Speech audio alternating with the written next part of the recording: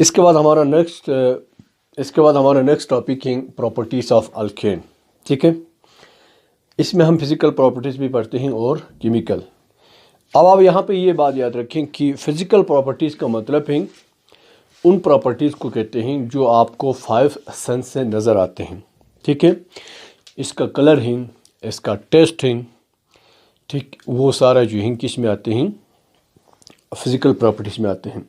तो अभी हम पहले डिस्कस करेंगे इसकी फ़िज़िकल प्रॉपर्टीज़।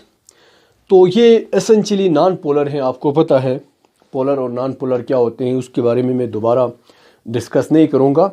ठीक है, पहले कहीं हमने आपको बताया है कि सारे के सारे जो अल्केन हैं वो नॉन पोलर हैं, यानी उनके। अब यहाँ पर देखिए हमारे पास मेथेन सबसे सिंपलेस्ट क्या है, हमारे पास अल्केन हैं। इसकी स्ट्रक्चर अगर आप देखें तो इसमें सेंटर में कार्बन है, ठीक है, और कार्बन के पास 1 2 3 4 जो हैं इलेक्ट्रॉन है। ठीक है, वो 4 इलेक्ट्रॉन क्या करते हैं, इसने 4 हाइड्रोजन को दिया और उन हाइड्रोजन से इलेक्ट्रॉन लिया है।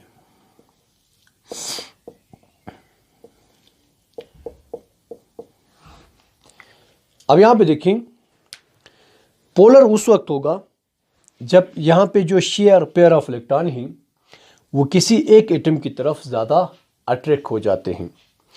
In the case of alkane आपको पता है हर जगह कार्बन और हाइड्रोजन की बॉन्डिंग होते हैं, तो यहाँ पे जो इलेक्ट्रोनेगेटिविटी डिफरेंस है वो बहुत कम है, इसलिए ये जो शेयर पेयर ऑफ इलेक्ट्रॉन है वो बीच में ही रहेगा, ना कार्बन की तरफ ज़्यादा जाएगा ना हाइड्रोजन की तरफ। तो ओवरऑल इनके ऊपर कोई भी पार्शियल पॉजिटिव या नेगेटिव चार्ज नहीं आते हैं। अगर इनके ऊपर पार्शियल पॉजिटिव या नेगेटिव चार्ज आता तब हम उनको पोलर कहते हैं। ठीक है, तो इसका मतलब ये हुआ कि वाटर एक पोलर कंपाउंड है, तो लाइक डिज़ोल्व लाइक के उसूल के मुताबिक ये क्योंकि नॉन पोलर हैं तो पानी में ये डिज़ोल्व नहीं होगा। ठीक है, और इसलिए ये एक यूज़फुल सॉल्वेंट बन जाते हैं।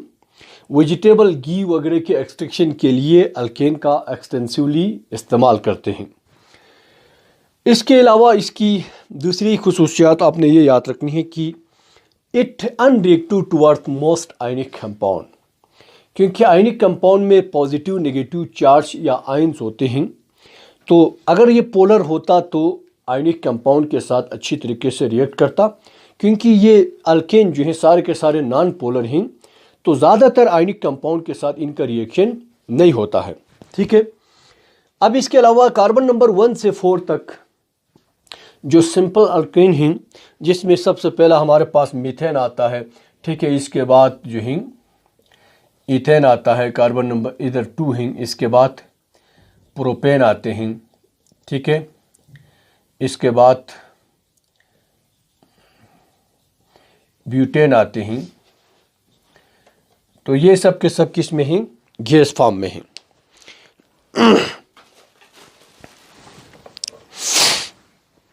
और इनका कोई कलर नहीं होता है। अब मेथेन गैस से आप अच्छी तरह वाकिफ़ हैं, जो घरों में चूल्हे जलते हैं स्वी गैस, उसमें मेथेन होते हैं मोस्टली, तो उसका आपको कोई कलर नज़र नहीं आते हैं। इसमें स्मेल आते हैं, लेकिन वो स्मेल इसके अंदर ऐड किया गया है। ठीक है, ताकि कहीं पे गैस लीकेज हो तो फिर आपको पता चले। नेचुरली इसका कोई स्मेल नहीं होता है, मतलब ऑर्डरलेस का मतलब है नो स्मेल, कलरलेस, इसका ना कोई रंग होगा ना कोई जायका होगा। और ये सब के सब क्या हैं, up to the carbon number 4 तक जो हैं वो गैस फॉर्म में हैं।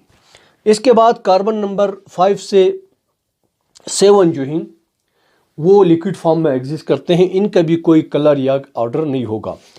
अब ये कार्बन नंबर 8 और इससे अबाव जो हैं वो सॉलिड फॉर्म में एग्जिस्ट करते हैं और इनका भी कोई जायका या कलर नहीं होते हैं। नो कलर का मतलब वाइट जी जो कलर होते हैं वो असल में कलर ही नहीं होते हैं। तो ये इसका क्या है, प्रॉपर्टीज इन फिजिकल। इसके बाद अगर हम इसकी केमिकल प्रॉपर्टीज़ की बात करें तो इसका मुख्तलिफ एलिमेंट के साथ रिएक्शन हम डिस्कस करेंगे। तो सबसे पहला है हेलोजिनेशन।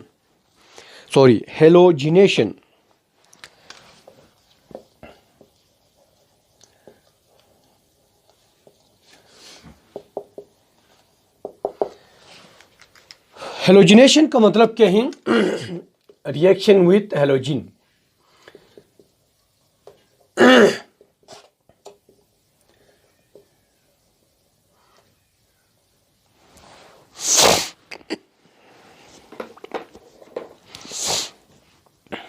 अब हेलोजिन क्या होते हैं?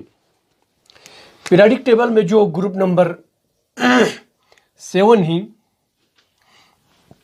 ग्रुप, उनके एलिमेंट को हम हेलोजिन कहते हैं। ठीक है, इसमें हमारे पास सबसे पहला है फ्लोरीन है, फिर क्लोरीन है, फिर ब्रोमीन है, फिर आयोडीन है, ठीक है, एस्टाटीन एक्सेट्रा। तो इनके साथ अल्केन की रिएक्शन को क्या कहते हैं? हेलोजिनेशन कहते हैं। ठीक है, अब यहां पे याद रखें कि इस रिएक्शन को हम सब्स्टिट्यूशन रिएक्शन कहते हैं।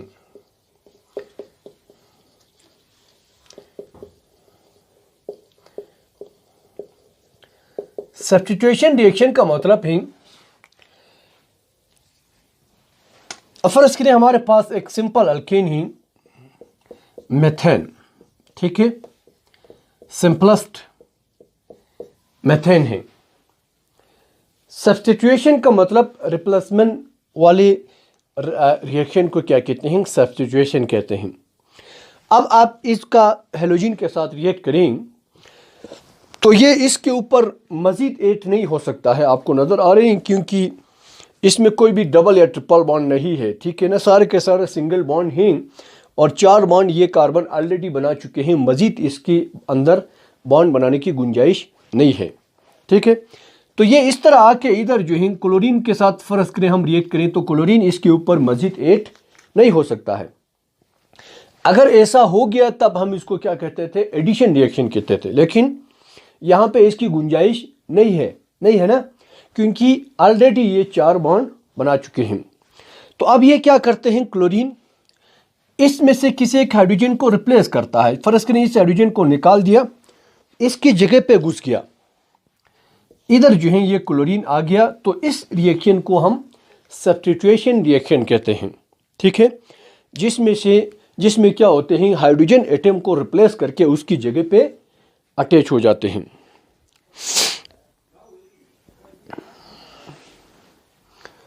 अब इसमें हम आपको मिसाल के साथ समझाएंगे कि क्या होता है जब हेलोजिन के साथ हम अल्केन को रिएक्ट करते हैं। ठीक है, तो यहां पे ये कहते हैं कि इन द प्रेजेंस ऑफ सनलाइट ये रिएक्शन होता है। ठीक है, और ये रिएक्शन भी वेरी करते हैं कि सनलाइट डिफ्यूज है या डायरेक्ट है। ठीक, अब यहाँ पे देखें हमारे पास सबसे सिंपलेस्ट अल्केन जो है इस तरह है, मेथेन है। ठीक है,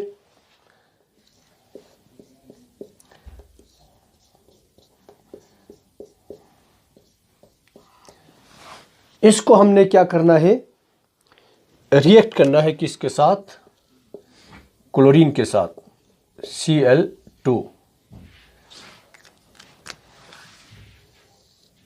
इन the presence of diffuse light, यहां पे डिफ्यूज लाइट होनी चाहिए, डायरेक्ट लाइट नहीं हो। ठीक है, डिम लाइट। तब क्या होगा? तब यहां में 1 by 1 इन हाइड्रोजन एटम को ये क्लोरीन जो है रिप्लेस करेगा। तो बहुत सारे स्टेप्स पे मुश्तमिल हैं। सबसे पहला स्टेप में हम यहां पे आपको दिखाते हैं क्या होता है।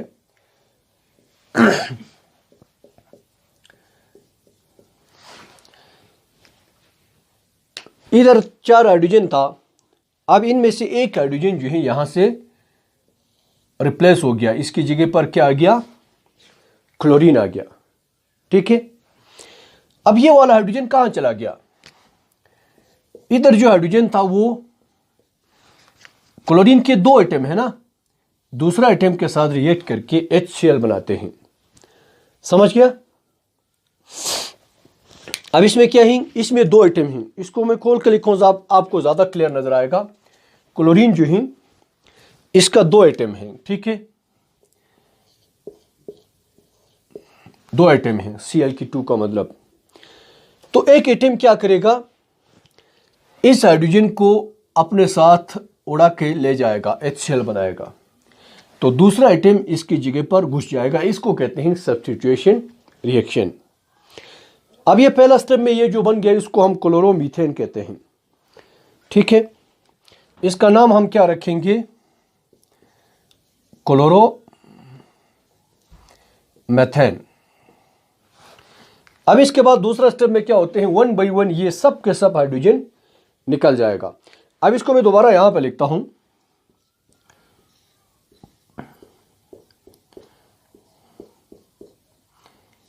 अब यहां पे Cl आ गया है, इसको दोबारा क्लोरीन के साथ आप रिएक्ट करें, यहां पे फिर वही डिफ्यूज लाइट है, ठीक है।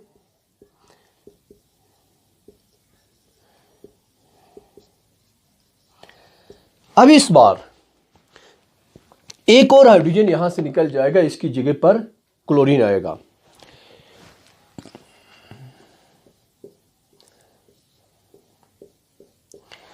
अब ये क्लोरीन तो पहले इसके पास है, अब दूसरा क्लोरीन इधर आ गया। अब ये हाइड्रोजन कहां चला गया, दूसरा क्लोरीन एटम के साथ HCl बन के निकल गया। इस तरह 1 बाई 1 ये सारा हाइड्रोजन को क्या करते हैं, रिप्लेस करते हैं।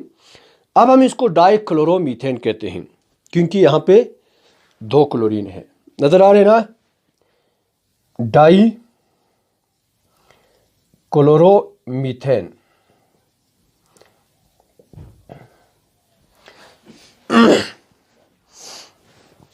अब इसके बाद इस स्टेप को दोबारा आप दोहराएं, इसको इधर लाएं,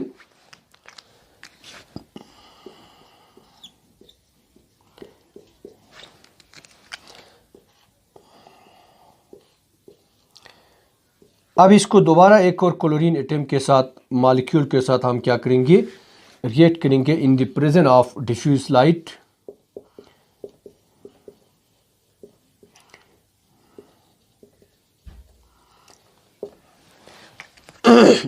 तो एक और हाइड्रोजन एटम यहां से निकल जाएगा। अब ये वाला हाइड्रोजन एटम भी निकल गया, इसकी जगह पर भी क्या आ गया, क्लोरीन आ गया, ठीक है। अब ये दोबारा यहाँ पे क्या बन जाते हैं, HCl। अब यहाँ पे 3 क्लोरीन आ गया है, तो इसका नाम हम रखेंगे ट्राइक्लोरोमीथेन। दिस वन इज कॉल्ड ट्राइक्लोरोमीथेन, या इसको कॉमन हम क्लोरोफॉर्म कहते हैं। अब इससे आप अच्छी तरह वाकिफ हैं, लेबॉरेटरी में इस्तेमाल होने वाला एक केमिकल है, बेहोश हो जाते हैं, ठीक है, इस केमिकल की एप्लीकेशन से। अब इधर एक हाइड्रोजन रह गया, अब इसको भी हम रिप्लेस करते हैं, ये भी अल्टीमेटली निकल जाएगा। तो अब यहाँ पे इसको दोबारा लिखें,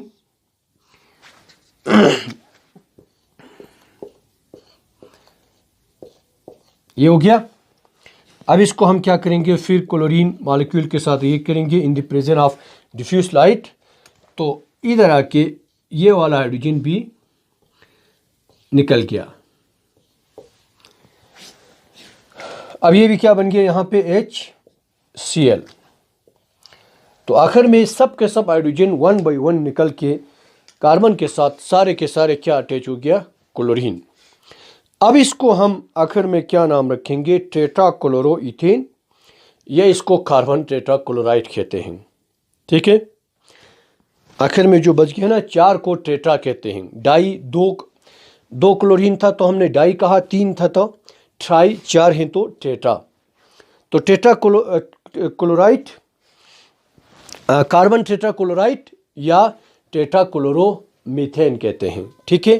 तो ये तो कब था, जब डिफ्यूज लाइट था, डिम लाइट था। अब हम देखते हैं कि अगर डायरेक्ट लाइट लगाएं तब क्या होते हैं, ठीक है।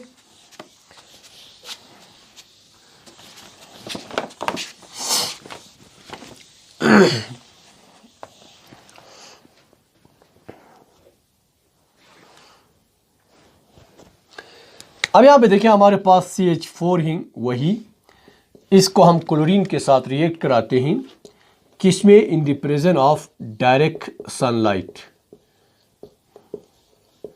तब कहते हैं कि दिस रिएक्शन इज एक्सप्लोसिव, बहुत तेजी के साथ, धमाके के साथ ये रिएक्शन होगा और हमारे पास जो प्रोडक्ट बनेगा वो सिर्फ C+HCl ये बनेगा।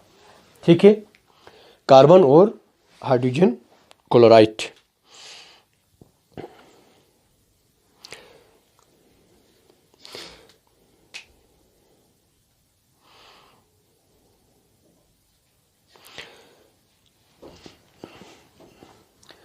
अब इसको हम क्लोरीनेशन कहते हैं। ठीक है, अब इनकी जो एक्टिविटी है, रिएक्टिविटी, वो कुछ इस तरह होते हैं। फ्लोरीन, इसके बाद जिस तरह ग्रुप में ही क्लोरीन, इसके बाद बोरोमीन, इसके बाद आयोडीन। इसका मतलब ये हुआ कि this one is most reactive.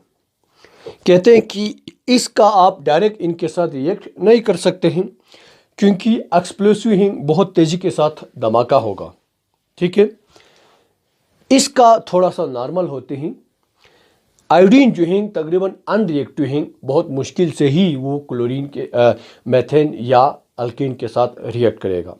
ठीक है, रिएक्टिविटी जो ऑर्डर हैं वो कुछ इस तरह हैं। फ्लोरीन मोस्ट रिएक्टिव हैं, इसके बाद क्लोरीन, फिर ब्रोमीन, फिर आयोडीन है। ठीक है, तो आज के लिए इतना काफ़ी है, बाकी हम नेक्स्ट लेक्चर में करेंगे।